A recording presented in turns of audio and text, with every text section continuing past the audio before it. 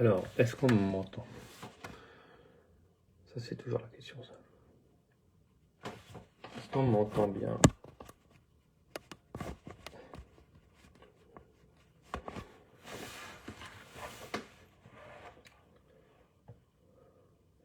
« 6h30, c'est pas trop tôt pour un live. Le truc, c'est que la semaine à l'Assemblée nationale est finie. Il n'y a pas de séance demain, vendredi, donc mon jeudi soir est libre. Et je me suis dit, autant passer mon jeudi soir avec les Calédoniens, qui se réveillent tôt le vendredi matin pour aller bosser. Donc je me suis dit, bon.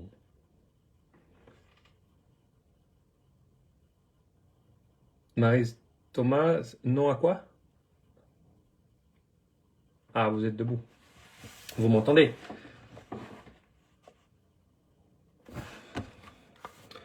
Aussi,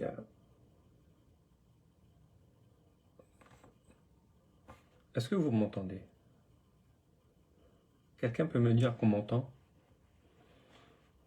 Ah, merci Maryse. Merci, merci. Merci Renard. Renard sauvage. Renard sauvage. Je ne savais pas qu'il y avait des renards sauvages en Nouvelle-Calédonie. Bon, vous allez bien? Est-ce que la fin de semaine s'annonce bien? Malgré les blocages.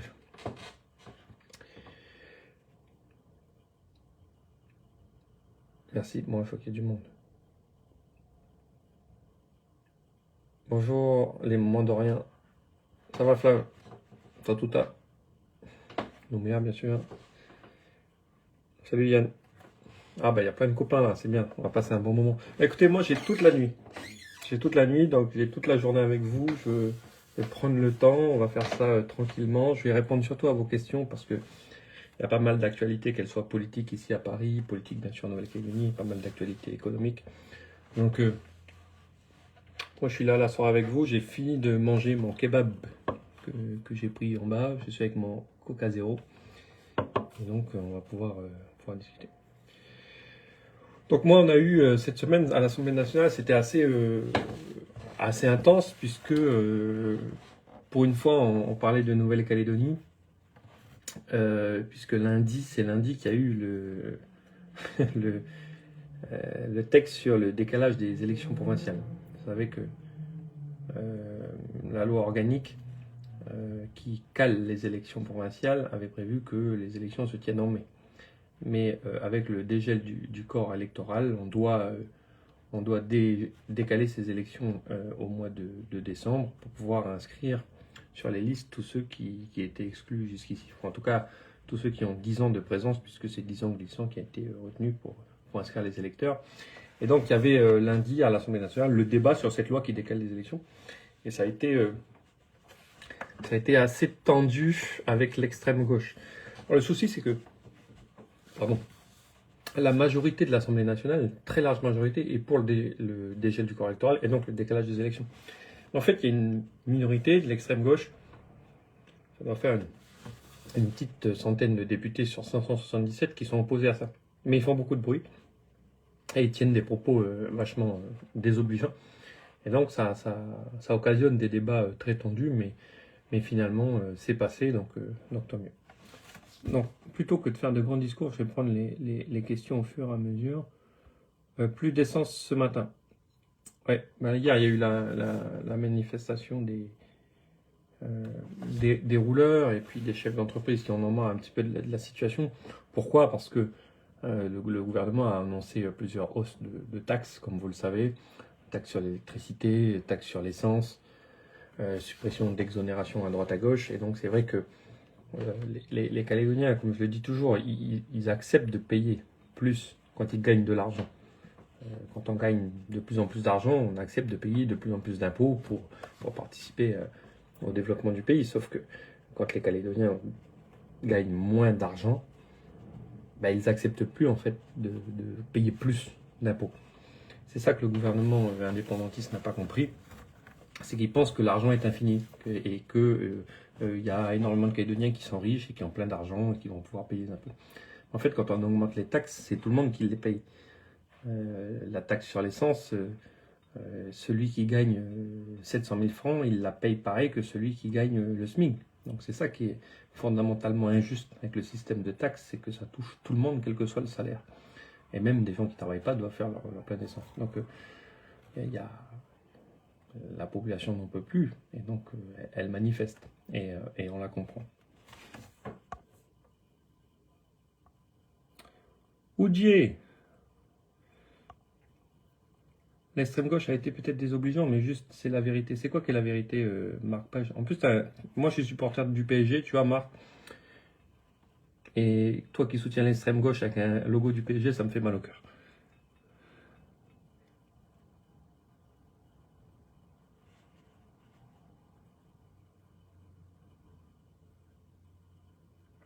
À quoi ça sert de quitter les institutions? Ça ne règle rien.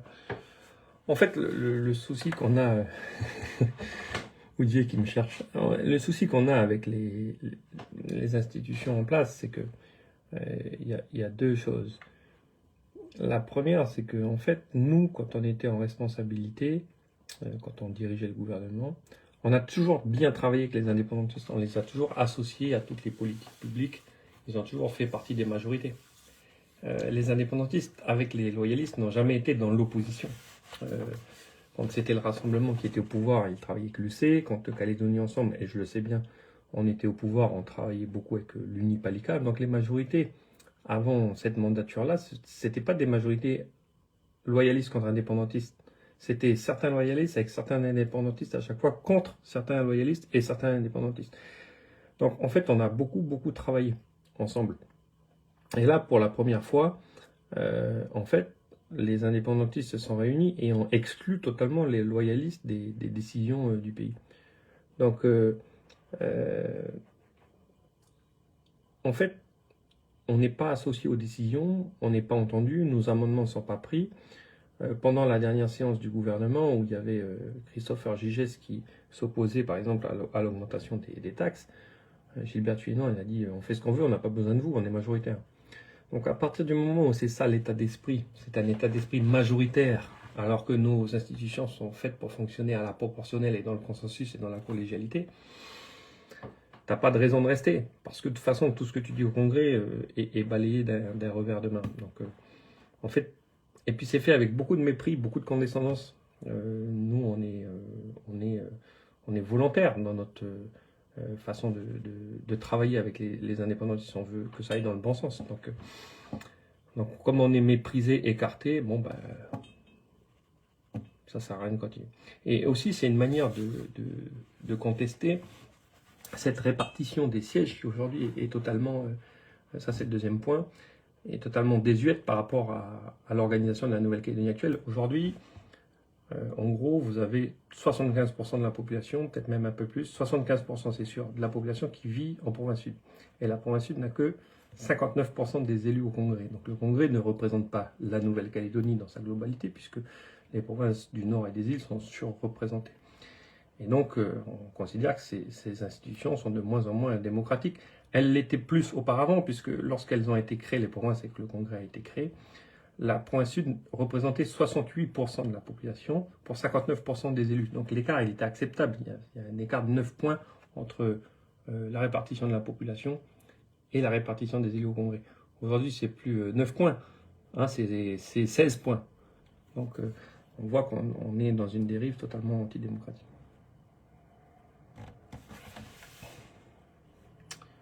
Alors, le problème, c'est qu'il y a beaucoup de questions. 71 voix pour et 31 voix contre. Oui, ça c'est le vote du décalage des élections à l'Assemblée nationale. 71 voix pour et 31 contre sur 577 députés de la nation. Pourquoi les ordres ne s'intéressent pas aux Français d'outre-mer? En fait, c'est tout le temps comme ça. Il n'y a que pendant les votes solennels, qui sont des votes obligatoires, où tu as tous les députés. Mais c'est très rare. En fait, toutes les lois à l'Assemblée nationale sont votées par une infime partie des députés. Alors c'est spécial, hein, faut comprendre, faut le découvrir. Ça fait bizarre au début, moi aussi j'étais un peu choqué, mais bon, finalement c'est fait. Et en fait, chaque groupe politique qui compose l'Assemblée nationale envoie par semaine le nombre de députés proportionnel à ce qu'ils représentent dans l'ensemble de l'hémicycle. Et donc on se retrouve régulièrement en petit comité pour voter les lois. Et ce qui fait que les chiffres sont petits, c'est qu'en plus il n'y a pas de système de procuration.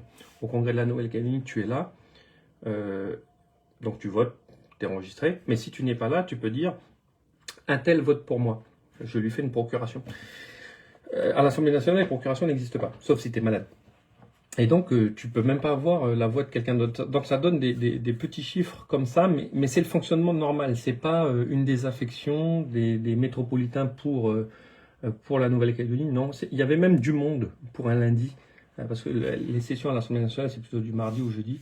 Et pour un lundi, il y avait plutôt du monde. Donc, faut pas mal interpréter ces chiffres qui sont bas. C'est vraiment très classique.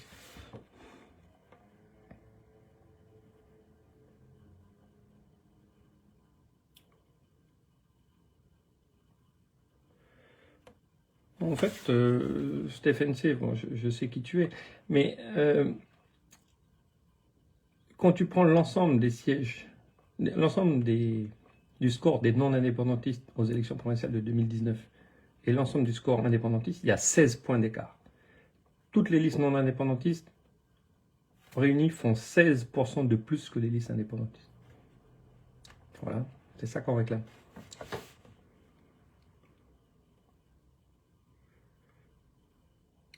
Quitter le Congrès, certes, c'est passe quoi maintenant? Maintenant, on dégèle le corps électoral et on va aux élections et puis on regagne les institutions. Nicolas Honoré, quelles sont les relances économiques prévues? Il n'y a pas de mesures de relance économique, c'est exactement ce qu'on dénonce. C'est-à-dire que le gouvernement ne prend pas des mesures de relance économique. Au contraire. Alors, c'est encore, il faisait rien. Bon, bah tu dis, bon, il n'a pas les moyens d'aider à la relance économique. Mais non seulement il fait pas rien, mais il augmente les impôts. Donc il prend des mesures d'anti-relance économique. Donc c'est pour ça qu'on s'oppose. Donc Nicolas Honoré, quelles sont les relances économiques prévues? Il n'y en a pas et c'est pour ça qu'on n'est pas content.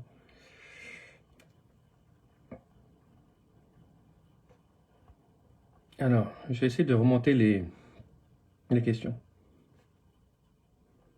C'est quoi la vraie version avec le député guyanais? On a vu un extrait sur un de ses premières, le bon Jojo. Le problème des députés d'extrême gauche, le député guyanais, c'est un député communiste de l'Assemblée nationale, c'est qu'ils ont une lecture ethnique des choses, c'est des nationalistes. En fait, l'extrême gauche et l'extrême droite, ça se rejoint, c'est des nationalistes ethniques.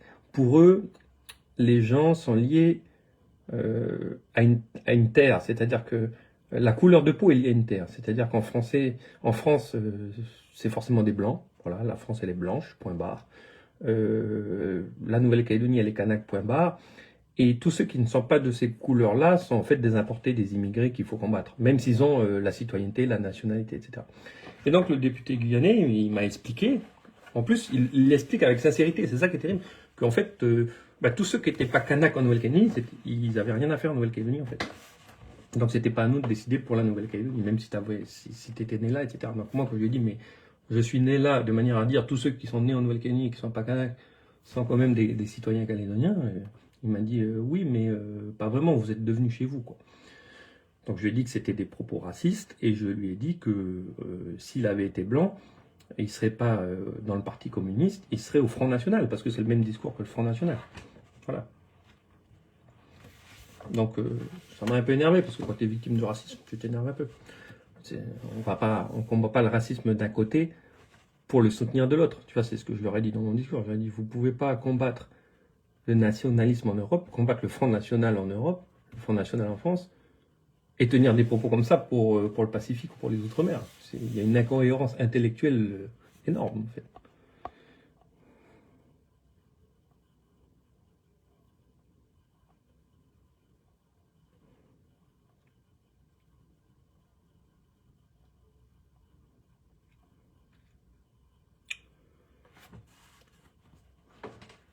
CO et O n'ont pas quitté le Congrès, ils ne sont pas loyaux. Après, Calédonie Ensemble et les Véocéaniens font ce qu'ils veulent. S'ils ne veulent pas dénoncer le manque de représentation démocratique du Congrès, c'est leur choix. Peut-être pour ça qu'ils ne font pas des gros scores aux élections. Mais s'ils veulent, si Calédonie Ensemble et les Véocéaniens veulent continuer à fonctionner dans des institutions qui ne sont pas démocratiques, c'est leur choix. Nous, on est démocrates. C'est très simple, en fait. t'es majoritaire, tu diriges. T'as 75% de la population, ben, t'es majoritaire au Congrès. Voilà, il n'y a pas plus démocratique que ça. Alors après, vous avez beau essayer, parce que vous êtes des militants d'autres camps, de ramer pour expliquer que c'est pas bien, que c'est terrible, que c'est raciste qu'on fait, que machin. C'est antidémocratique. Et quand tu appliques des politiques antidémocratiques, tu as ce qui se passe. Tu as une violence qui s'exprime parce que c'est de l'injustice. La démocratie, c'est la justice. La démocratie, c'est ceux qui sont les plus nombreux dirigent parce qu'ils ont majoritairement choisi d'aller dans cette voie-là. Et donc, si tu enlèves à cette majorité de gens la capacité à décider pour le collectif, et que c'est ceux qui sont en minorité qui décident, forcément tu crées de la colère, de l'injustice, et parfois tu vas même jusqu'à créer de la haine. Donc, en fait, ce qui pourrait apaiser les choses en Nouvelle-Calédonie, c'est qu'on revienne à un système démocratique simple, en fait. Et attention, ce qu'en plus les loyalistes demandent, c'est quand même ça qui est énorme, c'est que les loyalistes demandent à ce qu'on revienne aux écarts initiaux. Pas qu'il y ait 75% des élus au Congrès qui viennent de la province sud, non, qu'il y ait 9 points d'écart, qu'on revienne aux écarts de l'accord de Nouméa et des accords de Matignon. Le problème, c'est qu'entre le moment où on a créé les provinces et le Congrès, on a surreprésenté la province Nord et Île, d'accord?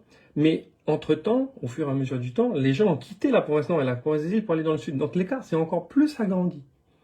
Donc nous, on ne dit pas il faut revenir à un homme, une voix. On dit il faut revenir à l'écart initial.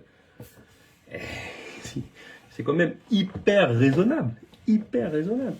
C'est indéfendable, en fait, la position qui est de dire faut pas toucher, c'est indéfendable.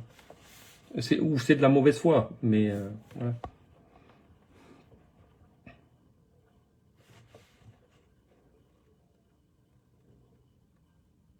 Oui, tout bon, après on peut discuter de ce qu'est le nationalisme, mais c'était pour caractériser les choses.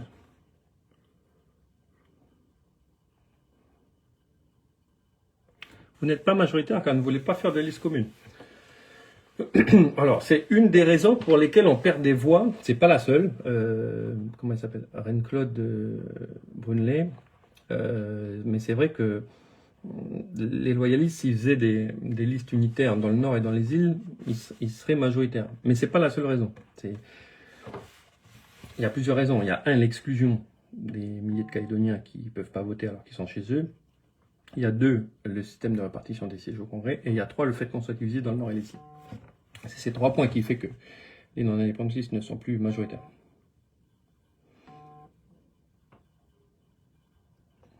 Uji qui dit, et l'exemple des States. Mais oui, mais alors là, Uji, je suis d'accord avec toi. Hillary Clinton aurait dû être élue présidente des États-Unis. C'est quand même, c'est dingue. Je crois que Trump avait fait 2 millions de voix de moins qu'Hillary Clinton. Et c'est lui qui a été élu parce qu'il y a des États qui comptent plus que d'autres. Ben, moi, je suis contre ce système-là. Voilà. C'est pas parce que les Américains font des mauvaises choses qu'on doit reproduire ces mauvaises choses-là.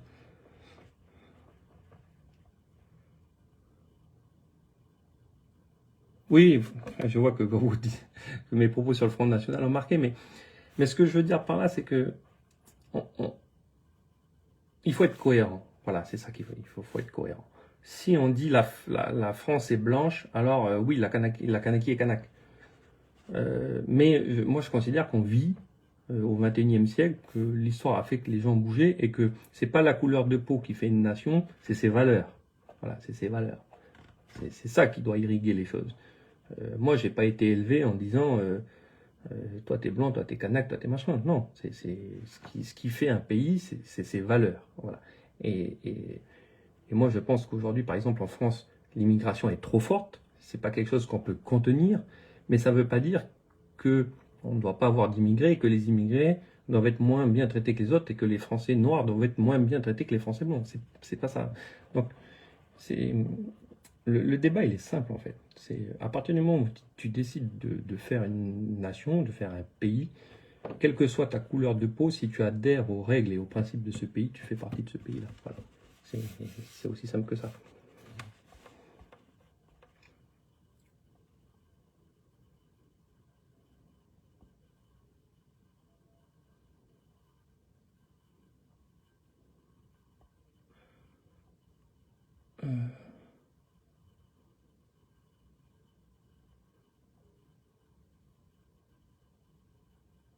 Alors, j'essaie de trouver des bonnes questions.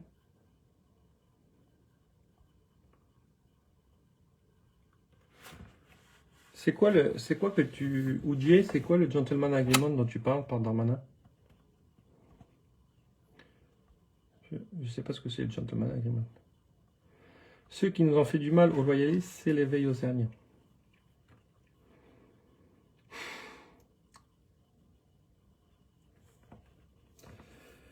Oui, dans la mesure où l'éveil océanien a un électorat qui est non indépendantiste, à 85%, j'imagine. Je crois que c'est Velma Faléo qui avait dit 90%. Et ils se sont alliés aux indépendantistes. C'est vrai. C'est vrai. C'est vrai parce que finalement l'éveil océanien ensuite est devenu indépendantiste. Moi, j'ai beaucoup de respect pour Mila Coulot. Alors c'est quelque chose que peut-être que les gens ne savent pas, mais moi je le dis, humainement, c'est quelqu'un avec qui je m'entends bien. Il est de ma génération, on n'est pas beaucoup à être jeunes élus, etc. Donc les choses sont plus faciles, ça coulisse bien. Et c'est quelqu'un pour qui j'ai beaucoup de respect. D'ailleurs, j'aime pas quand on le traite de wallisien parce que c'est un mec qui est né en Nouvelle-Calédonie à Thio. Il est calédonien, il n'est pas wallisien. Il est d'origine wallisienne et foutoune, mais c'est un calédonien.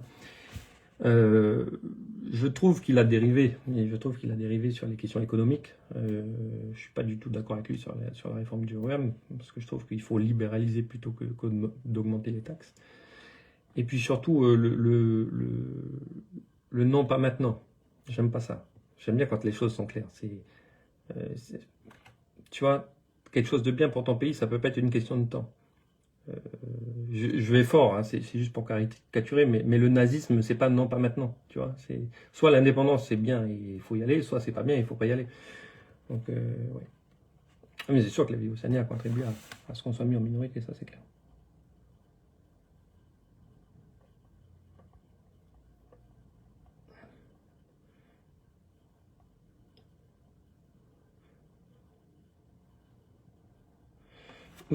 Ah oui, parce que Darmanin dit que nous, on serait. Enfin, moi, je vais te dire quelque chose. Oudjé, je sais que les indépendantistes disent que les loyalistes, c'est les relais de l'État en Nouvelle-Calédonie, surtout qu'on siège dans la majorité. Moi, j'ai toujours considéré que l'État a ses intérêts et les Calédoniens et les non-indépendantistes ont les leurs.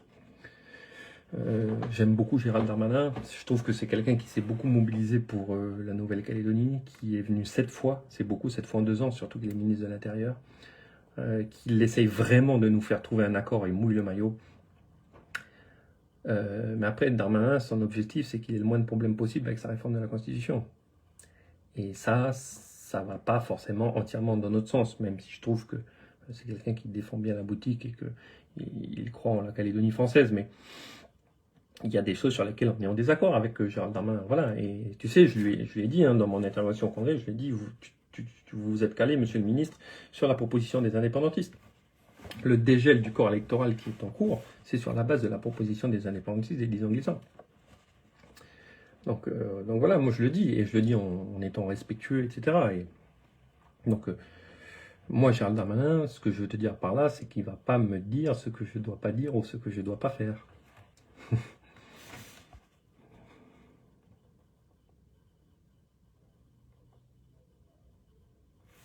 Patrick Frigère, ah, les gens de Boulot Paris. Salut Patrick.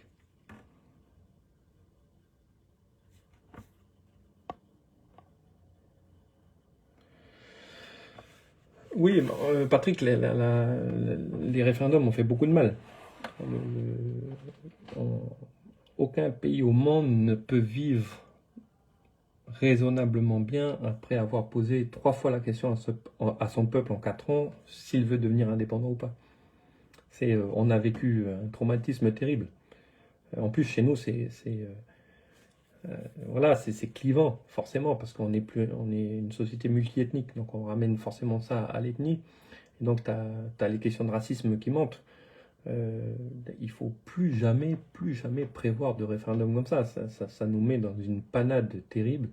Enfin, tu vois que l'accord Nouméa avait été écrit pour nous donner l'indépendance. Alors, je m'excuse pour tous ceux qui l'ont voté, mais on a tous suivi le RPCR de l'époque. Et peut-être que c'était la meilleure chose à faire de signer ces accords de Nouméa. Mais du point de vue de l'État, moi qui lis ça depuis Paris maintenant et avec les interlocuteurs que je connais qui ont participé à tout ça, clairement à l'époque, et les indépendantistes le disent très bien, le sens de l'histoire, c'était que ça finisse par être indépendant. Parce que comment tu fais pour écrire un accord où la fin se termine par si tu votes oui, tu es indépendant, une fois. Si tu votes non 3 fois, tu vois ce que tu fais. Tu vois, c'était vraiment orienté pour que ça devienne indépendant et ça ne l'est pas devenu. Ça ne l'est pas devenu. Ça ne l'est pas devenu pour plusieurs raisons. Pour 2 raisons principales. C'est que, les indépendantistes n'ont pas convaincu les Calédoniens que l'indépendance était quelque chose de viable. C'est-à-dire qu'on n'a pas été convaincu sur le fait que si on devenait indépendant, on allait mieux vivre que si on ne l'était pas. C'est quand même facile à démontrer qu'on vivrait moins bien en étant indépendant. Et 2, ils n'ont pas réussi à nous convaincre que leur indépendance, elle ne serait pas une indépendance ethnique au sens kanak du terme. C'est-à-dire qu'ils n'ont jamais proposé une indépendance calédonienne, puisqu'ils ont toujours dit c'est une indépendance kanak, mais on vous accepte. Bon, il n'y a pas plus condescendant et méprisant que ça. Donc tu sens que bon, voilà. Et donc, en fait, les plans de l'État ont été déjoués par le peuple calédonien. C'est-à-dire que les Calédoniens n'ont pas été convaincus par l'indépendance, malgré tout ce qui avait été prévu pour que ça le devienne. Le résultat oui en une fois, le gel du corps électoral fait par la droite, les institutions données aux indépendantistes avec l'argent donné aux indépendantistes pour démontrer qu'ils pouvaient mener des politiques publiques et être des bons gestionnaires, mais forcément avec de l'argent à plus savoir comment faire par rapport aux habitants. Donc tout a été fait pour... Et les transferts de compétences, la Calédonie, on a gavé ça de transferts de compétences, donc tout a été fait pour accompagner la Nouvelle-Calédonie vers l'indépendance. Voilà. Et en fait, les Calédoniens n'ont pas été convaincus, donc on dit non, on ne veut pas de l'indépendance. À un moment donné où en plus l'État se dit finalement c'est peut-être une mauvaise idée qu'on fasse de la Nouvelle-Calédonie ni l'indépendance parce qu'on a besoin de nous dans la zone Indo-Pacifique. Donc en fait, les plans prévus dans les années 80-90 ont été totalement renversés à la fois et par le peuple calédonien et par l'actualité internationale. Et je comprends les indépendantistes qui disent mais merde, mais qu'est-ce qui se passe? Parce qu'eux, ils ont été tellement, en fait, gavés aux promesses de l'état d'indépendance que ça leur fait drôle aujourd'hui qu'on ne le soit pas. Mais ça, je peux comprendre la déception, mais c'est comme ça. Oui, Brigitte, l'État veut vraiment aujourd'hui garder la Nouvelle-Calédonie française, ça c'est sûr. Depuis Macron, ça c'est sûr. Il n'y a pas de doute là-dessus. Macron le dit clairement. Je veux que ça reste français. Et je ferai tout pour que ça le reste.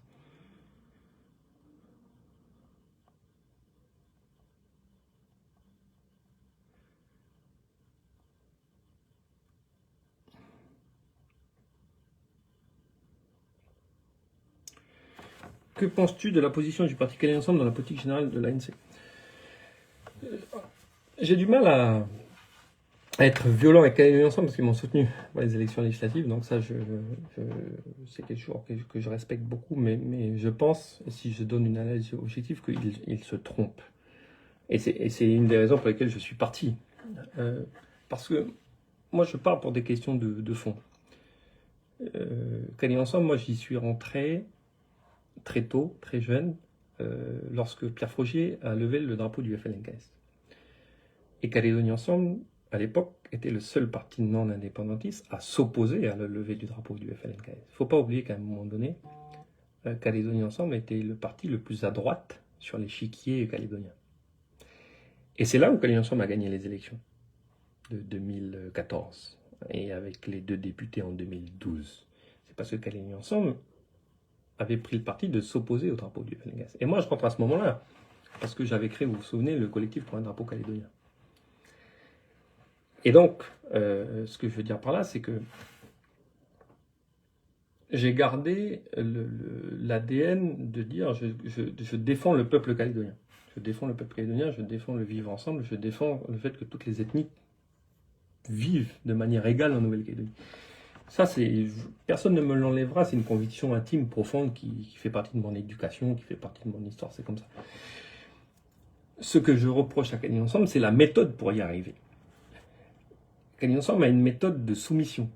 Ils sont dans une logique qu'il faut être très gentil avec les indépendantistes pour arriver à ça. Voilà, il faut être très gentil, il ne faut pas dénoncer les choses, il faut accompagner. Vous n'entendez jamais Calédonie Ensemble critiquer les indépendantistes. ni Paul Néotine en Pointe Nord pour le nickel, ni le gouvernement Mapou pour le pacte nickel. Vous avez vu qu'Alliés Ensemble attaque les industriels, attaque l'État, attaque pas les institutions calédoniennes. Donc, Alliés Ensemble, pour arriver à leur volonté de créer un peuple calédonien, ils se disent il faut être très copain avec les indépendantistes, quitte même à aller très loin en acceptant leurs demandes. Moi, je pense le contraire. Je pense que c'est une mauvaise méthode. Moi, je pense que les indépendantistes, on doit les combattre. Pas parce qu'ils sont Kanaks. Je m'en fous, moi, qu'ils sont Kanaks, les gens. Pour moi, tous les gens sont calédoniens. Mais parce qu'ils nous entraînent dans une mauvaise voie. Parce qu'ils nous entraînent vers le communautarisme, vers le nationalisme, et je pense que les indépendantistes portent tout, sauf l'idée du peuple calédonien.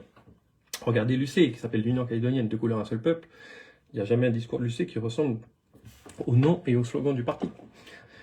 Donc voilà ce que je pense de Calédonie Ensemble. Pour répondre à ta question, je pense que le fond de dire il faut qu'il y ait un peuple calédonien, moi je suis en accord avec ça, mais c'est pas la peine de servir la soupe aux indépendantistes, parce que en fait les indépendantistes justement ils sont contre le peuple calédonien. Les indépendantistes, eux, ils disent il y a un peuple kanak et puis il y a d'autres gens. Voilà. Surtout l'UC. À l'Uni, c'est plus modéré que ça. Mais en tout cas, moi, je pense que, et c'est l'interview que j'avais donnée dans la Voix du Caillou, j'avais dit, je pense que si on veut arriver à avoir une société multiculturelle où tout le monde se retrouve en Nouvelle-Calédonie, il faut combattre les indépendantistes. Il faut dénoncer leurs errements. Et pour ça, il ne faut pas se dire que c'est des Kanaks. Parce qu'il y a énormément de Kanaks chez les non-indépendantistes, et heureusement. Je rappelle que le président du Rassemblement, qui est quand même le plus vieux parti non-indépendantiste calédonien, est Kanak.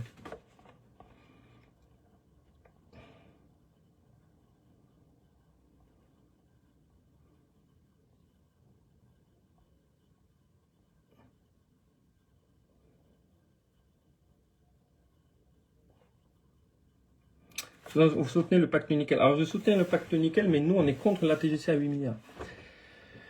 Pourquoi il faut soutenir le pacte nickel? C'est important le pacte nickel. Enfin, la pédagogie c'est répéter. Le pacte nickel c'est quoi? C'est l'État qui met en soutien de la Nouvelle-Calédonie. L'État n'est pas compétent en matière de développement économique et en matière de nickel. C'est pas son sujet à l'État. D'accord? Donc l'État ne devrait même pas intervenir dans le dossier. Pourquoi l'État intervient? Mais parce que l'État ne veut pas rajouter à la crise politique une crise économique. L'État n'a pas envie de gérer, en plus du statut de la Nouvelle-Calédonie, des milliers d'emplois sur le carreau avec la faillite de notre système de sécurité sociale. L'État ne veut pas avoir deux fers au feu. Donc l'État veut sauver les usines de nickel en Nouvelle-Calédonie. C'est ça que veut faire l'État. Pour ne pas avoir un plus gros problème politique à gérer. Parce que si les Calédoniens gagnent de l'argent pendant qu'on s'occupe de l'institution, ça va bien se passer. Par contre, quand on va s'occuper des institutions, et si les Calédoniens n'ont pas d'argent et qu'ils ont le ventre vide, ça va mal se passer. C'est ça l'analyse. On ne peut pas rajouter à la crise politique une crise économique. Donc l'État essaie d'éteindre la crise économique. En faisant quoi? En disant, je vais vous subventionner ce qui vous coûte le plus cher, l'énergie. Aujourd'hui, vos usines de nickel, elles ne sont pas rentables parce que l'énergie coûte trop cher. Donc je vais financer l'énergie, je vais faire un chèque à la Nouvelle-Calédonie et aux usines, pas des prêts, un chèque, des subventions, pas des prêts, des subventions pour financer l'énergie. Et en attendant que vous redeveniez compétitif, j'investis en plus dans le réseau électrique pour que l'énergie soit moins chère, pour que l'électricité soit moins chère. Parce que qu'est-ce qui coûte cher à nos usines, c'est de payer l'électricité pour faire tourner les fours. Donc l'État dit, je vais vous faire un chèque. Mais l'État nous dit, je ne vais pas vous faire un chèque gratuitement.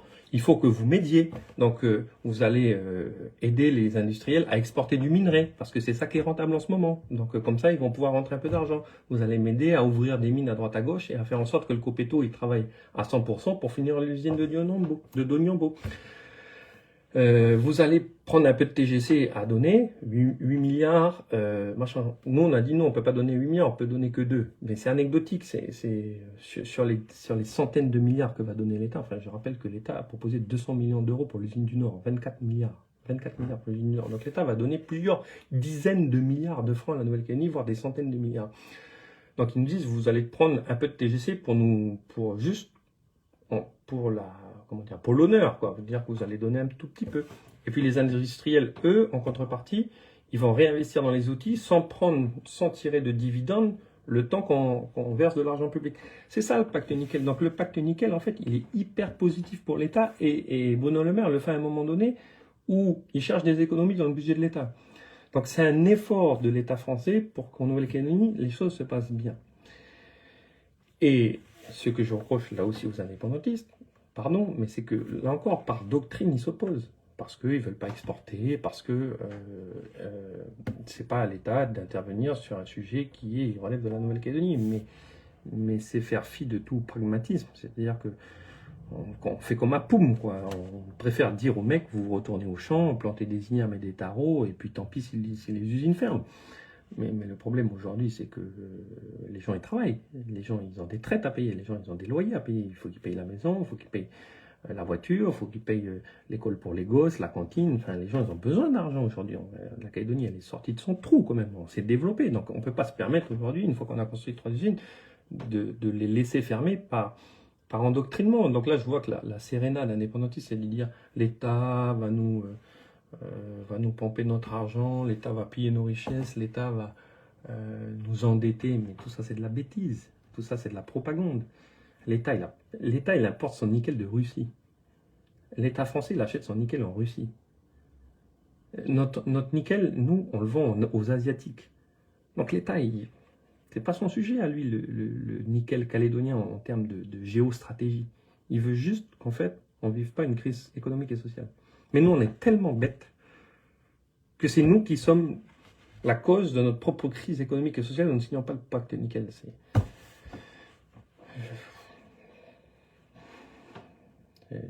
Voilà. Des fois, tu es juste fatigué en fait.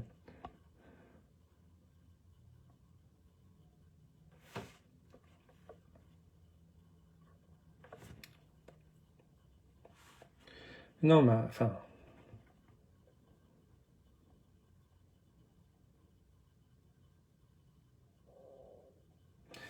Pourquoi Enercal perd de l'énergie Pourquoi Enercal perd de l'argent? Enercal perd de l'argent pour 2 raisons, à mon sens. La première, c'est que les énergies renouvelables qu'on a développées et qui ont été soutenues par tout le monde, les indépendantistes,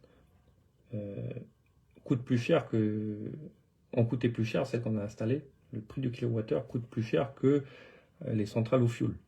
On a fermé Népouy, mais Népouy, qui était une centrale au fioul, produisait une électricité pas chère. En tout cas, moins chère que les fermes photovoltaïques. Donc aujourd'hui, Enacal achète de l'électricité plus chère qu'auparavant. Mais il ne peut pas la revendre plus chère parce que c'est bloqué par le gouvernement. C'est le gouvernement qui décide des prix de revente d'Enacal. Donc en fait, ils ont des coûts qui augmentent d'achat de l'électricité avec un prix de vente qui reste le même. Donc avant, tu achetais de l'électricité au fioul qui était là, maintenant tu achètes de l'électricité photovoltaïque qui est là, et ça c'est ton prix de vente.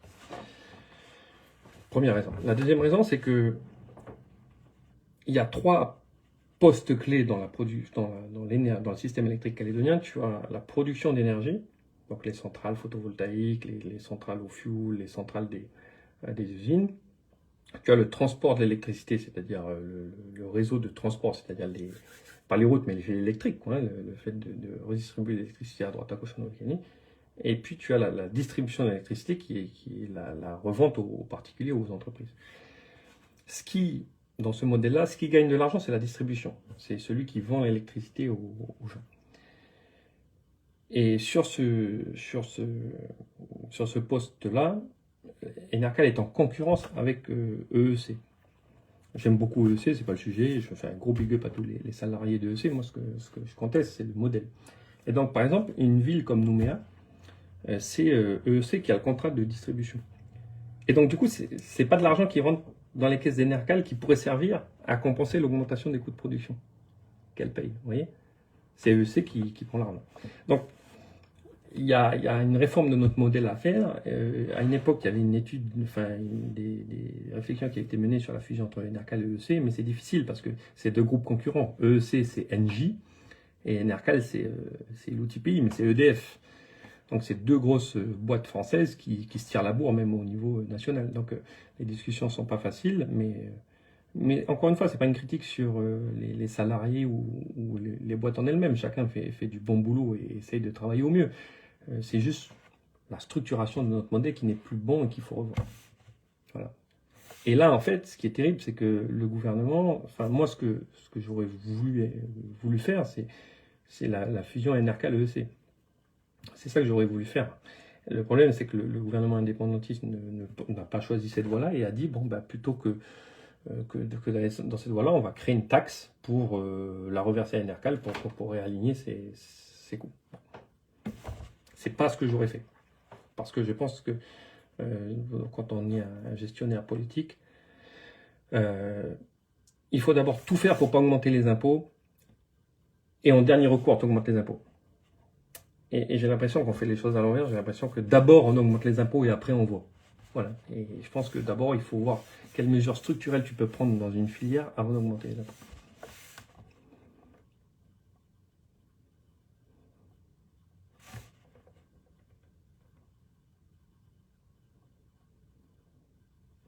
Que pensez-vous du pic d'actu de Pierre Bretonnier? Lequel? Je lis beaucoup Pierre Bretonnier. Je lis beaucoup Pierre Bretonnier. On n'est pas d'accord sur un point essentiel, c'est la notion de peuple calédonien. Pierre Bretonnier dit qu'il y a un peuple français, un peuple kanak, et moi je dis qu'il y a un peuple calédonien, qui fait partie de la France. Voilà. C'est un débat d'intello.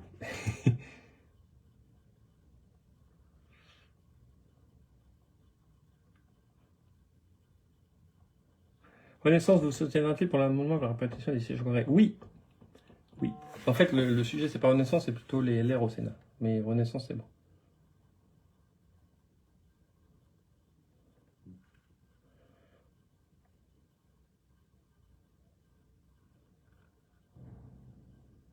Ah, je reçois des messages, je suis désolé.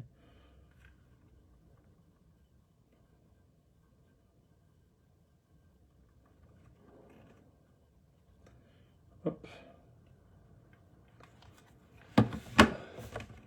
Merci pour votre travail, il n'y a pas de problème, j'ai payé pour ça. Alors.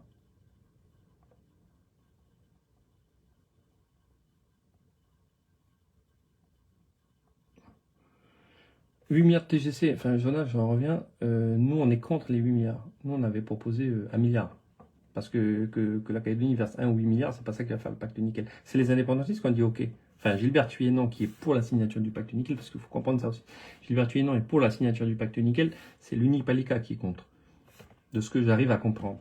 Et c'est Gilbert dans les négociations qui a dit ok pour 8. Nous on était pour 1 milliard. Donc si on paye 8 milliards de TGC pour le pacte nickel, il faut aller voir Gilbert, pas nous. Nous, on a dit que l'effort des Calédoniens dans le pacte nickel, c'était les autorisations d'export et les autorisations d'exploiter les réserves. C'était pas la TGC.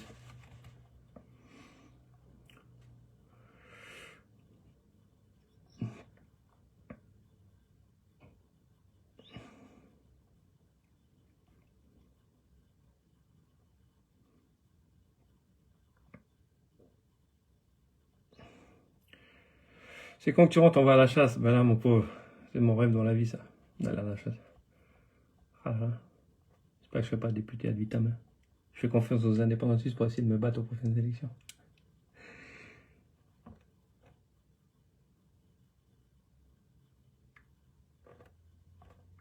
Bon, mais plus de questions. Tout le monde est parti travailler, en fait.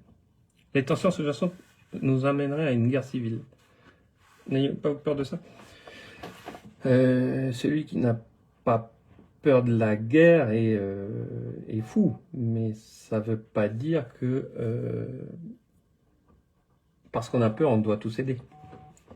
Voilà. La peur est mauvaise conseillère. Le bon chouchou. Les bases se radicalisent de plus en plus. On sent la tension latente sur la position. Comment fait-on pour ne pas franchir le point de non-retour? On fait preuve de bon sens, c'est-à-dire qu'on respecte le résultat démocratique des 3 référendums. Donc ça, déjà, ça va apaiser les choses. Si les indépendantistes disaient, écoutez, nous, on n'abandonne pas notre idée d'indépendance, mais on reconnaît qu'on n'a pas réussi à convaincre. Moi, je serais indépendantiste, c'est ce que je vous dis. Je dis, écoutez, nous, on continue de revendiquer l'indépendance, on ne nous fera pas changer d'avis, on reste des indépendantistes. Cependant, on est obligé de constater qu'on n'a pas réussi à convaincre une majorité de Calédoniens, malgré le gel du corps électoral, de voter pour l'indépendance. Donc, on va reprendre plusieurs années pour essayer de reconvaincre les Calédoniens de voter pour l'indépendance, mais en attendant, on se met à travailler et à démontrer que c'est possible. Déjà, ça apaiserait beaucoup les choses. Ça c'est la première chose. Et sur l'économie, ce qu'il faut faire, c'est, comme on a dit, il faut arrêter d'augmenter les impôts et les taxes, les Canadiens n'en peuvent plus. Donc moi, je serais le gouvernement indépendant, je dirais, aucun nouvel impôt et nouvelle taxe seront votés avant les prochaines élections. Et on va signer le pacte nickel qui va pouvoir donner à la Nouvelle-Calédonie un redémarrage de sa filière. Tu fais ces deux choses-là, tu reconnais le résultat des référendums sans te fourvoyer et tu signes le pacte nickel, déjà ça va mieux. Déjà ça va mieux.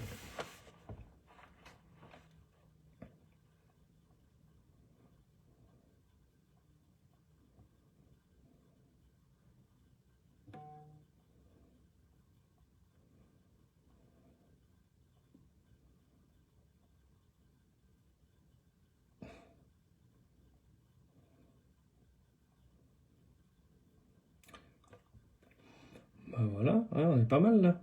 Nico, regarde mon message. Conclu au sujet de Versailles. À Gilles, ouais, mais le problème, est-ce que je peux monter les messages? Le problème, c'est qu'en fait, les messages, ils s'affichent tout en petit. Tu connais pour moi? Alors, je peux peut-être essayer de regarder sur mon téléphone en même temps. Mais c'est compliqué. Hein.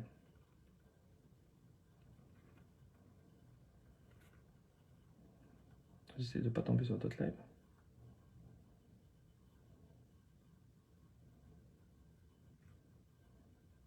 Je suis pas encore au point avec mes trucs. Hein.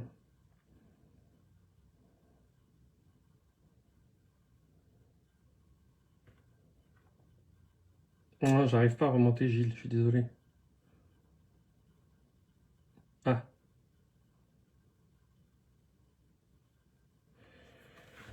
Gilles Courteau, salut Gilles. Bonjour Nicolas, félicitations. Mon avis à moi est que l'on aille au congrès de Versailles sans accord et que l'on discute après. Moi, mon avis, comme ça, de la situation, c'est que ça sera difficile de trouver un accord avant les élections. Parce que quand tu es avant des élections, c'est difficile de signer un accord. Parce que tu vas toujours te faire doubler par tes plus extrémistes qui vont dire il nous a trahis. Donc et c'est surtout du côté indépendantiste. Et donc du coup, je pense que les indépendantistes n'auront pas d'accord avant les élections, pour être parce que le combat en province nord va être terrible entre l'UC et le PALIC. Et donc, on va tout faire pour essayer de trouver un accord avant les élections. Nous, on continue à discuter, on continue à faire des propositions. Mais tu sens que c'est compliqué, quoi. Donc, je pense que ça sera plus facile de trouver un accord après les élections provinciales parce que les choses se seront apaisées, les nouveaux équilibres seront en place, les nouveaux élus seront en place. Ça peut peut-être débloquer 2-3 trucs. J'ai peur qu'avant les provinciales, ça soit trop bloqué. Donc, il est probable qu'on aille à Versailles pour dégeler le corps électoral sans accord politique. Ce qui n'est pas grave en soi. C'est un dégel à 10 ans, tu reviens aux bases de l'accord Nouméa, c'est pas en train de faire la révolution. D'ailleurs, je rappelle que l'excellent Jean-Pierre Djaïoui, que j'aime beaucoup et que je salue, avait annoncé au JT que l'Unipalita était d'accord pour 10 ans glissants. Voilà, donc on ne devrait pas connaître de guerre civile parce qu'il y a 10 ans glissants qui passent, quoi. C'était l'équilibre de 98.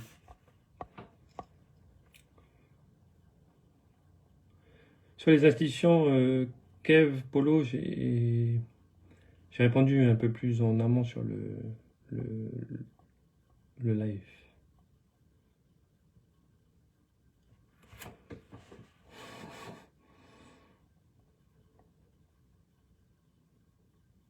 Pourquoi tu ne demandes pas à la France? Moi, je suis content parce que j'ai tous mes copains indépendantistes qui m'insultent dans les commentaires de mes vidéos, qui sont là sur le live et qui me posent des questions. Donc, je suis content que vous veniez discuter. C'est bien, les gars. C'est bien. Il ne faut pas toujours écouter la bonne parole du FLN. Hein?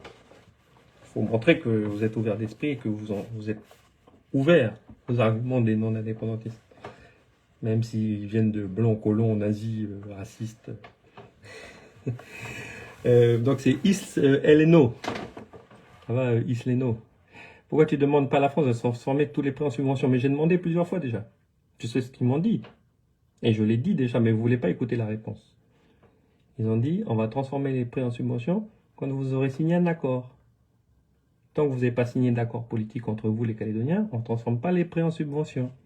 Donc il faut dire à tes chefs du FNKS qu'on signe l'accord politique. Comme ça, tout se passe bien, et en plus, on n'est plus endetté. Voilà.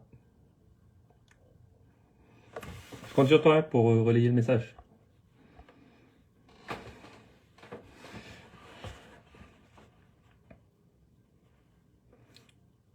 Les indépendantistes disent qu'ils n'ont jamais signé le document. Ah bah si, ils ont signé le document, enfin... Je comprends pas pourquoi le Haut-Saria ne le demande pas. Parce que ça a été signé au Haut-Saria. Enfin, peut-être pour protéger ceux qui l'ont signé, hein. Ça c'est sûr que si les leaders indépendantistes disent à leur base qu'ils n'ont pas signé et puis qu'on sort le document avec leur signature, on les met en danger, mais ils ont signé. Alors, on mentirait pas, c'est pas quelque chose qu'on inventerait. Qui dirait les indépendantistes sont signés alors qu'en fait il n'y a pas de signature? Est-ce que Gérald Darmanin, ministre des Outre-mer, et Nicolas Mézard, député, diraient au fait ils ont signé un document, mais en fait c'est une pure invention? Non, ils ont signé. Voilà. Mais ils ne montrent pas le document parce que j'imagine qu'ils ont dit à leur mec qu'ils n'avaient pas signé et que voilà.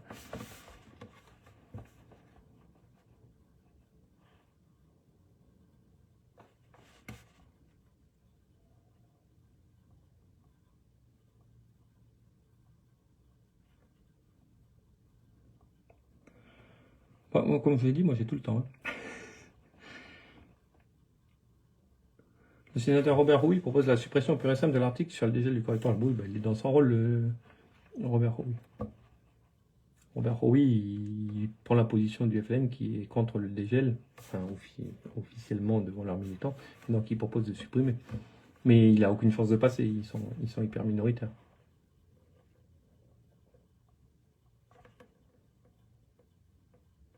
Ben, publier qu'ils assument. Oui, mais moi, je l'ai pas le document, ça a été gardé par l'État. Je l'ai pas. Je l'ai pas. Je n'ai pas le document. Ça a été gardé au commissariat.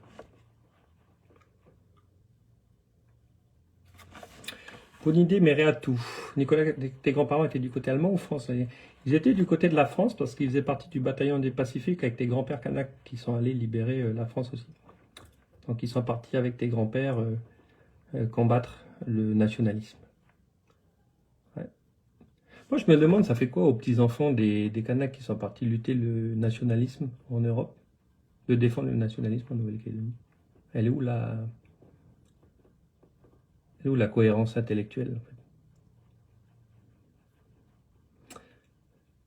Voilà. Les Kanaks qui ont été se battre en 39-45 ont lutté contre un peuple qui se pensait la race supérieure. Ouais. Ça a changé, hein.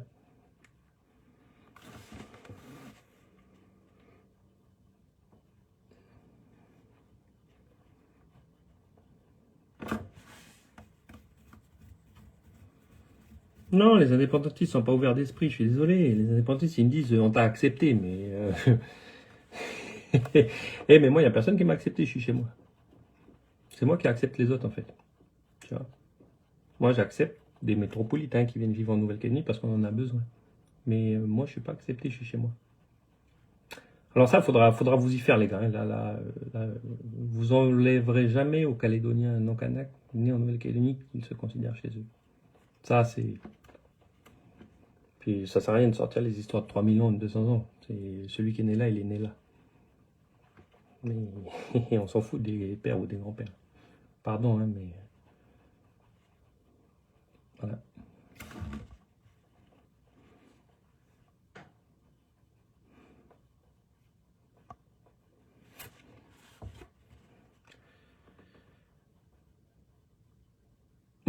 Existe une jeune génération d'indépendantistes à qui vous avez des discussions? Oui, oui, oui. Il y a des jeunes indépendantistes qui sont dans les discussions. Alors, c'est pas en tête de pont, mais avec qui... moi, je discute mieux parce que c'est la même génération déjà. Déjà, on se connaît, on vient des mêmes écoles, etc. Donc, c'est plus facile. Après, ils restent indépendantistes, les mecs. Hein. Voilà, ils vont pas chanter la Marseillaise. Mais c'est plus facile. Mais j'ai l'impression qu'il y a une vraie cassure, en fait, dans la jeunesse indépendantiste. Il y a une vraie cassure entre la jeunesse indépendantiste qui participe aux discussions, par exemple, hein, qui est diplômée, qui est indépendantiste mais mesurée, avec la jeunesse indépendantiste, elle, qui est un peu encore marginalisée, on va dire la base, voilà, comme ils l'appellent, qui elle est très radicalisée, très radicalisée, très extrémiste, très raciste. Il y a un vrai clivage. Et ce que je saurais pas dire, c'est la proportion. Voilà. Mais le fait est que c'est pas les jeunes qui parlent, hein. Je pense que c'est une des raisons des difficultés aussi. Des discussions, c'est-à-dire que ben, voilà, le député de 35 ans, il parle avec des leaders indépendantistes qui ont 70 ans. Il n'y a pas la même histoire, il n'y a pas le même vécu, il n'y a pas le même ressenti sur la Nouvelle-Calédonie. Donc c'est compliqué. Même si on se respecte beaucoup et que humainement, moi, j'ai de problème avec personne. Avec Rocco Mitan, avec Jean-Pierre Tchaiwi, ça, c'est des gens que j'apprécie humainement. C'est très gentil. D'ailleurs, les discussions qu'on a se passent bien dans le sens du respect réciproque. C'est quand on va dans le détail de ce que doit être la Nouvelle-Calédonie future que là, il y a des grosses oppositions, quoi.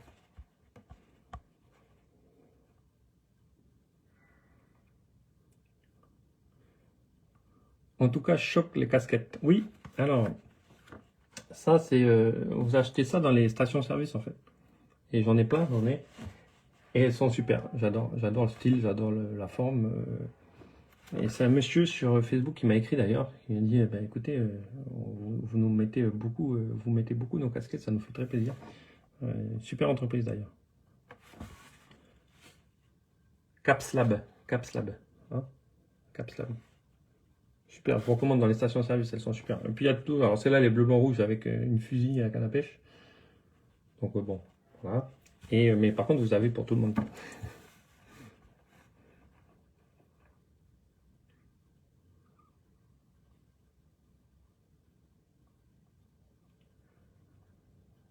Alors,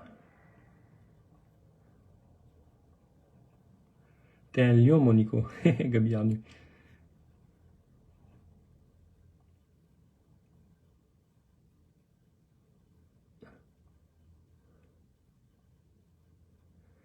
Allez-vous, fais-nous voir ta chambre un peu. Ça va, un peu de. T'es pas sur un site bizarroïde là. T'es que le député. Je vais pas te montrer ma chambre, ça va pas ou quoi? En plus, ça a l'air en désordre.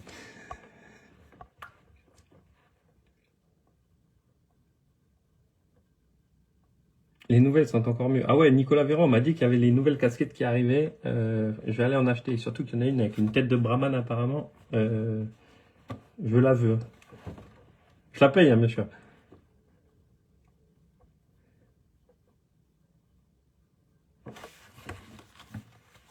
Alors,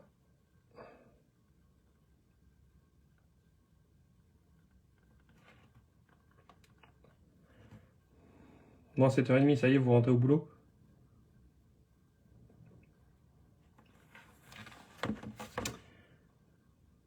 La deuxième lecture sur Bourreau sur Terre d'Omaniel. Eh ben, les indépendantistes ne la ressortent pas. Voilà. Ça aurait été cool. Parce que vous savez, le foncier en Nouvelle-Calédonie, c'est 1 800 000 hectares. Il y a 300 000 hectares de terres privées. Les propriétés privées en Nouvelle-Calédonie, enfin, les terres privées de statut privé ne représentent que 300 000 hectares. Il y a 500 000 hectares de terres coutumières et il y a 1 million d'hectares de terres publiques. Et ce que j'avais proposé avec les beaux ruraux, c'est qu'on puisse louer les terres publiques pour faire de l'agriculture. Et les indépendantistes ont shooté parce qu'ils ont dit que c'était une nouvelle colonisation des terres. Terres publiques.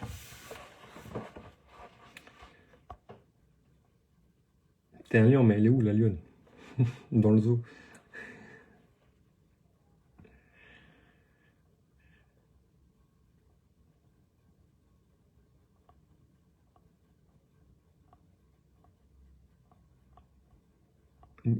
Merci Romain. Romain Santa Cruz, copain de lycée. Ça. KNS aurait 1600 milliards de dettes. Pourquoi à ton avis? Là, parce qu'ils ont 51%, la SMSP. Et qu'ils ont amené le massif, mais que le pognon qui a été amené, c'est Glencore. Voilà. Pourquoi vous avez perdu la plupart de vos électeurs dans le Nord? On n'a pas perdu... Enfin, ça dépend de ce que tu dis. Au référendum, on a fait 9000 voix dans le Nord. Donc notre électorat, il est là. C'est beaucoup, 9000 voix dans le Nord. Mais c'est aux élections provinciales qu'on fait 4500 voix. On fait un 5000, quoi. On fait quasiment moitié moins. Nos électeurs ne vont pas voter dans le Nord aux élections provinciales parce que on est divisé. Et ils supportent pas ça. La dernière fois, il y avait la liste d'Alcide et la liste de Gérard Podia. Et donc nos mecs préfèrent rester à la maison que d'aller voter, que de choisir en fait. Et puis il y en a par dégoût qui ont directement voté Paul. Parce qu'ils préféraient Paul à Lucé. Mais en termes de non-indépendantisme, c'est-à-dire de s'opposer à l'indépendance, le réservoir il est là, il n'a pas bougé. Il est toujours là. Il y a une vraie différence entre les votes au référendum dans le Nord et les votes au provincial. Voilà. Parce que Alcide, il fait 3000 voix, je crois, et Gérard Podia, il fait un peu moins de 2000 voix. Ce qui passe pas là-bas. Mais au référendum, on fait 9000. Et beaucoup d'ailleurs dans les tribus. Beaucoup de votes. Un gros réservoir de voix, et j'en profite pour saluer la commune de Wailou. Wailou, qui a un gros réservoir loyaliste en Province-Nord. Voilà. C'est l'histoire qui fait. C'est les tribus de Paraoui-Rébas, tout ça. Ouais. Avec Francis Ribois. Ouais. C'est des personnes qui sont importantes pour nous, ça. C'est des gens qui sont restés fidèles, ça, au combat de leurs vieux. Voilà. C'est les vieux qui ont combattu pour la France, puis sont restés fidèles à ça.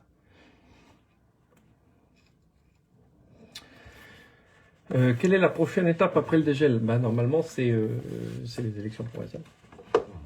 On retourne voter.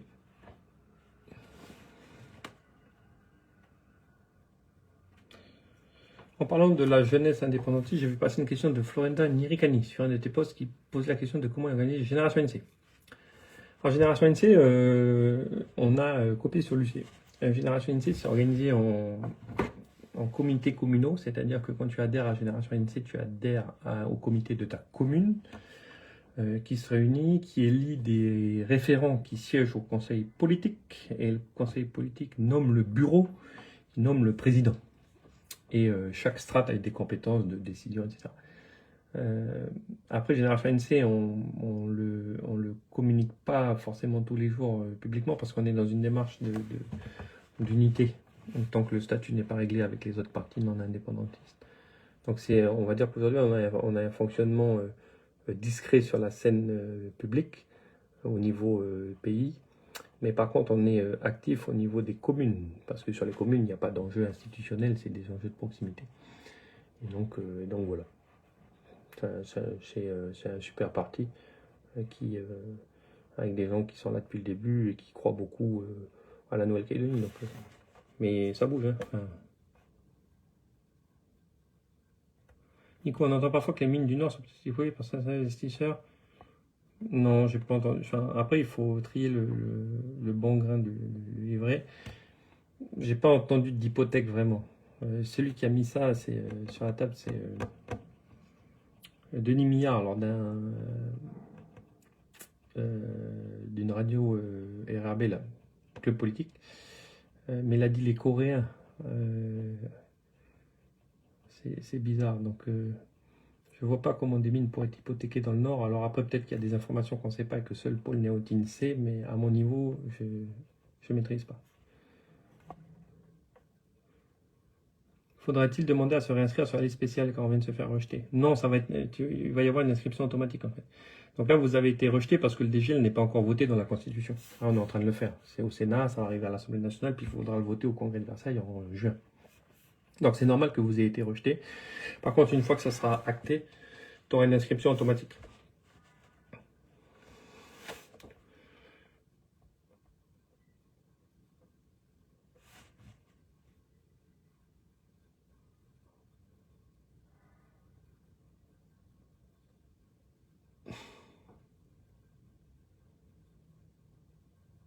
« 9000 voix dans le Nord sur Philippe Lemaitre sur l'ensemble du corps électoral. Ceux qui votent, c'est 25%. C'est entre 23 et 25%. C'est-à-dire qu'il y a un électeur sur 4 dans le Nord qui est non indépendantiste. Et on a 3 sièges sur 22. Voilà, on peut mieux faire, hein, clairement.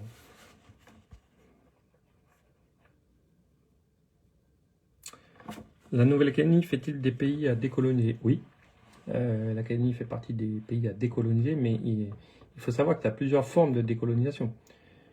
Tu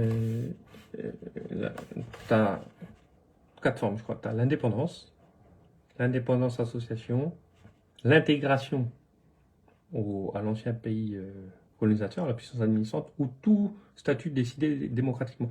Donc en fait, la décolonisation, c'est pas l'indépendance. L'indépendance est une des sorties de la décolonisation, mais c'est pas la seule. Puisque, par exemple, si on décidait d'être un département, on serait décolonisé. Parce que ça serait un choix souverain de la part des Calédoniens. Comme Mayotte, en fait. Mayotte est décolonisé parce qu'ils ont choisi d'être un département. Donc, il ne faut pas confondre décolonisation et indépendance. C'est deux sujets totalement distincts l'un de l'autre.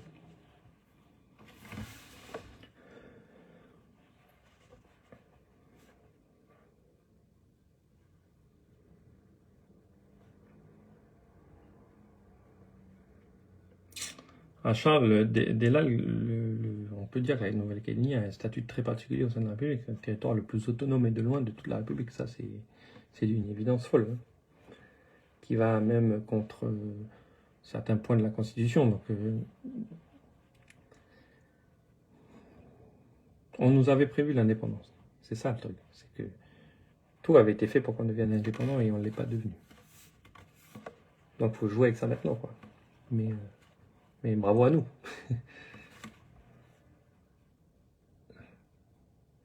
Département, bonne idée. Département, bonne idée. Tu sais, quand on va se prendre les impôts que payent les Français, c'est... Département, je suis pas chaud, moi. Je suis pro-français, mais de là devenir un département, je suis pas motivé, tu vois.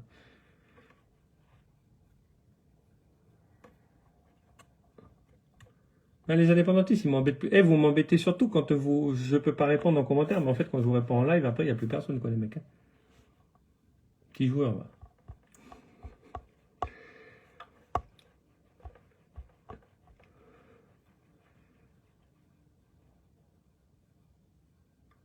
Sarah, que penses-tu du sol migratoire? Bon, ben, le sol migratoire est catastrophique. On perd 4000 personnes par an, en moyenne. Solde, hein. Pas départ, solde.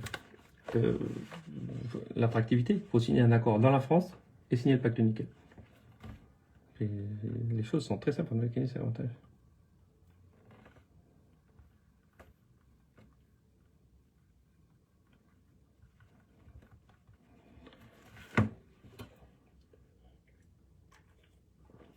Bon, moi j'ai fini ma semaine demain.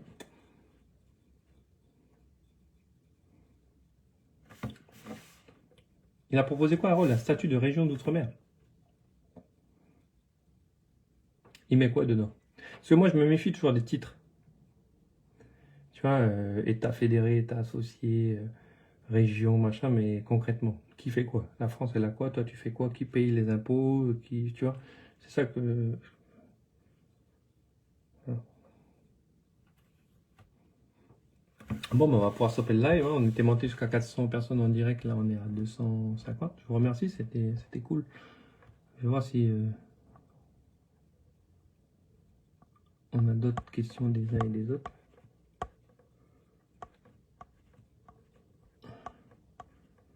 En fait, le truc, c'est que j'ai pas envie d'arrêter parce que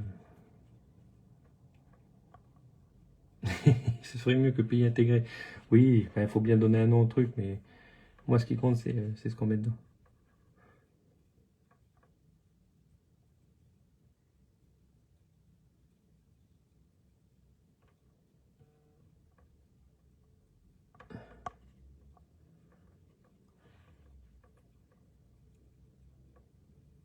Il faut se faire respecter, oui, ça c'est sûr. La stratégie nickel est une mauvaise chose politique. Y a-t-il d'autres secteurs à développer? Ben, il y a Calédonie. De toute façon, il n'y a pas des milliers de secteurs à développer. Il y a tout ce qui touche à la mer, les industries de pêche qu'on n'a pas fait. On est très loin d'avoir développé correctement. Il y a le tourisme qu'on améliore, mais qui n'est pas aujourd'hui une activité suffisante pour compenser l'arrêt du nickel. L'agriculture, c'est bien, mais c'est quelqu'un qui aime l'agriculture par-dessus tout au monde qui vous le dit. Ça ne remplacera jamais en termes de richesse créée des usines de transformation de nickel. Voilà. On ne peut pas créer la même valeur avec des élevages de bétail ou des champs que des usines de nickel. Donc il faut une industrie nouvelle. Alors, moi je crois beaucoup en la mer. La Nouvelle-Calédonie, c'est une terre qui est beaucoup tournée vers l'intérieur et peu vers la mer. Il ne faut pas oublier qu'on a une grosse zone économique exclusive, avec un lagon magnifique. Je crois beaucoup en la mer parce qu'on n'a pas beaucoup exploité. On regarde plus la montagne que le lagon chez nous. La mer chez nous, c'est un lieu de loisir et c'est pas un lieu d'activité économique. Sauf, bien sûr, il y a bien sûr, les niches, les exports de thon, il y a les pêcheurs côtiers. Il y a quelque chose qui existe, mais c'est pas le cœur de notre activité alors que ça devrait l'être. Voilà. Et là, une fois qu'on sera à ça, c'est qu'on aura réglé les problèmes du quotidien. Et si on fait que des réserves, ça va être compliqué de pêcher. Ouais, alors le but c'est de pêcher autour des réserves. Parce que les réserves, ça permet d'augmenter les stocks. Mais je suis d'accord que si tu n'as que des réserves, c'est compliqué.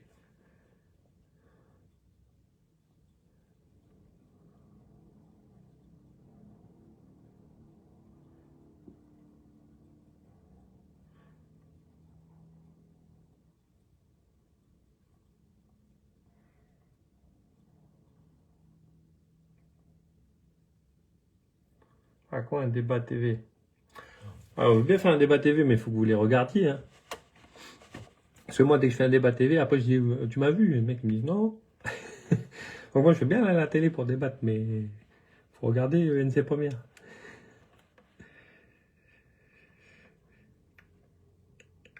Pourquoi si peu de mobilisation hier devant le Congrès? Quel message n'est pas passé? Je pense qu'il y a une forme de fatalisme qui s'est installée. Je ressens ça. Les gens sont fatalistes. Les gens ne croient plus. Les gens ne croient plus en notre capacité à changer les choses. Donc, ça, mais c'est dommage parce qu'il n'y a que la mobilisation qui fait changer les choses. La mobilisation dans la rue et la mobilisation dans les urnes.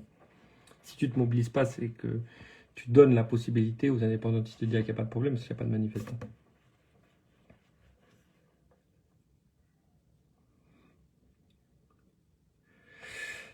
Ce serait bien que les deux blocs fassent pareil comme vous des lives. Ben déjà, il y a un bloc qui est là. Hein, je suis pas centriste, moi, dans cette histoire, quand même.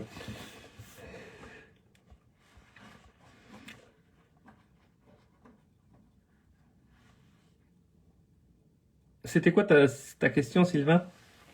Si on retrouve ta question. Ah, je suis désolé, il y a vraiment beaucoup de commentaires.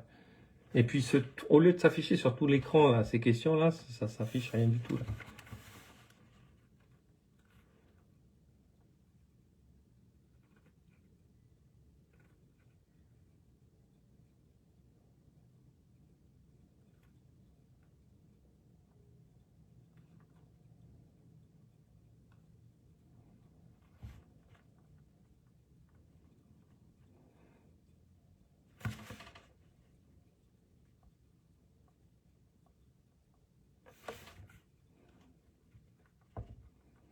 Attendez, je fais des SMS en même temps. Parce que bien sûr, comme tout le monde arrive en Nouvelle-Calédonie, c'est l'heure des messages. Ah, c'est horrible. En fait, quand je me lève le matin, j'ai 150 messages. Et quand je vais pour me coucher le soir, ça commence. Quand sera construite la future prison? Livraison en 2028, il a dit Dupond-Moretti. Hein. C'est la future prison 2028.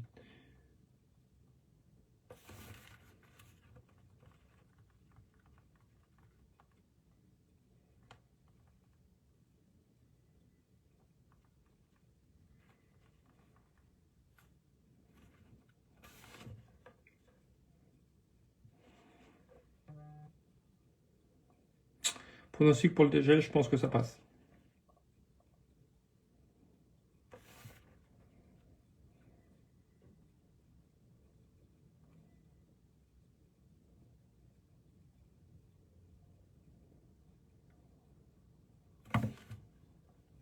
Pourquoi ne pas développer le chanvre?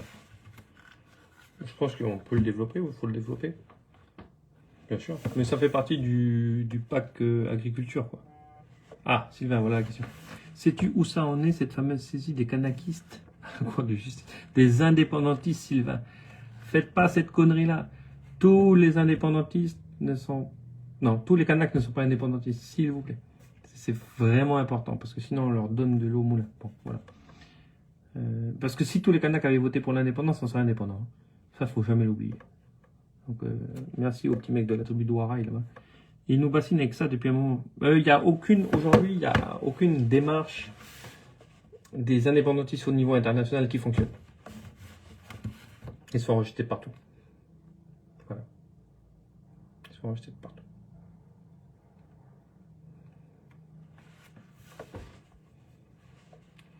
Donc, pas d'inquiétude au niveau international. L'ONU ne conteste pas le référendum. Il n'y a pas de contestation internationale, mis à part les relais de la Russie comme l'Azerbaïdjan. Et on est loin des clous, quoi.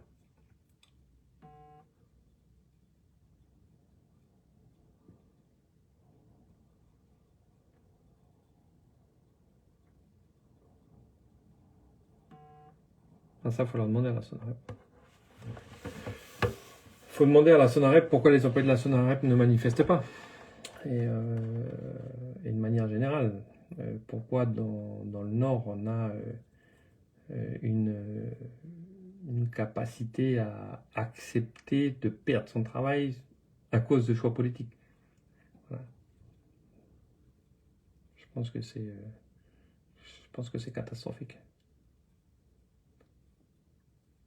Il n'y a pas un territoire en France ou partout dans le monde qui verrait une activité cesser sans manifestation, pour essayer de limiter la casse.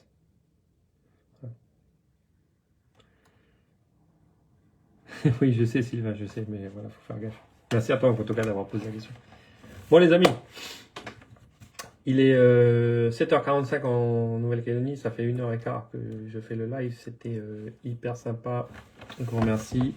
Les questions, Guillaume, j'ai répondu à ça un peu plus haut dans le live. Ce qu'il y a de bien, c'est que je vais le publier sur ma page, donc si vous avez loupé des trucs, vous faites reverse, et voilà. Allez, bonne journée, passez un bon vendredi, j'espère que les voitures ont le plein, passez un bon week-end, et puis on se voit bientôt. Je vais faire ça plus souvent, c'est sympa, si. Puis comme je fais rien le soir. Allez, bisous, tata tout le monde, avec... on est là. Allez, bisous, soyez bons.